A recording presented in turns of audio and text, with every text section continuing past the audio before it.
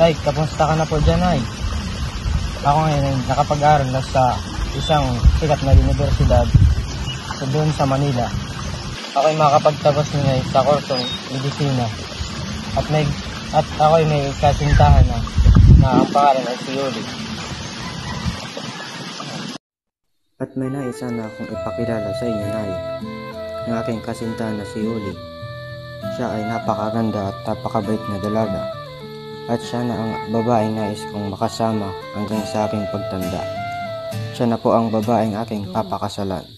Kung arana para sa dalagang walang kasing ganda, amoy roses ang alimuyak kung nanaisin ng tadhanang mapalin lang, di hahayaan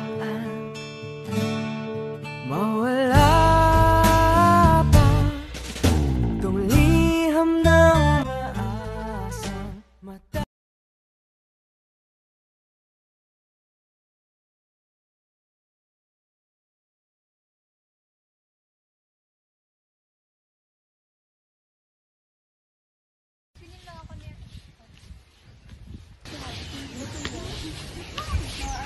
Ito ang kaunting barya, iho. Sana makatulong. Sige, kunin mo lang. Sige, kunin mo. Salamat po. Kamusta na ba si Maria Clara? Okay lang siya. Ano bang ginagawa nila doon? Maayos bang pamumuhay nila doon? Maayos naman. Palagi naman ako tinutulungan sa mga gawain. Ano nangyari doon? Hoy, bata, na paano ka? Tulong mo ako. Patayin muna natin to.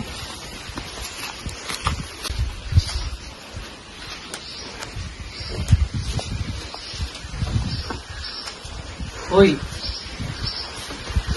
kamusta ang pakiramdam mo? Medyo ayos lang po. Na paano ka? Ba't ka nahimatay? Dahil po sa gutom eh. Asan ba magulang mo? Wala na po eh.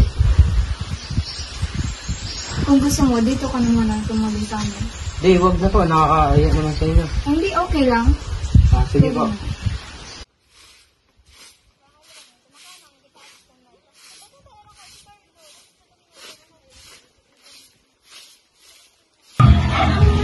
Ano yung binabasa mo? Di, wala po tungkol lang sa medisina. Interesado ko pala sa pagmamedisina. Gusto mo mag-aral? Di, wag na po. Sobra-sobra pong natulong mo sa akin. Sige na. Suklihan mo lang ako pag isa ka ng ganap na doktor. Magiging ko po. Salamat po, Kapitan Tiago. Sige. Which part of vertebral canal will show secondary curves with concavity backwards? Basilio, nakikinig ka ba? Ikaw ang sumagot. Uulitin ko ang tanong. Which part of vertebral canal will show secondary curves with a concavity backwards? Cervical po, ma'am. Tama.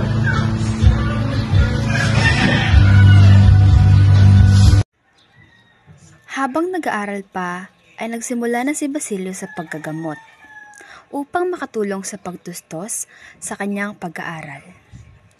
Kasalukuyang nag-aaral si Basilio sa sikat na universidad sa Maynila.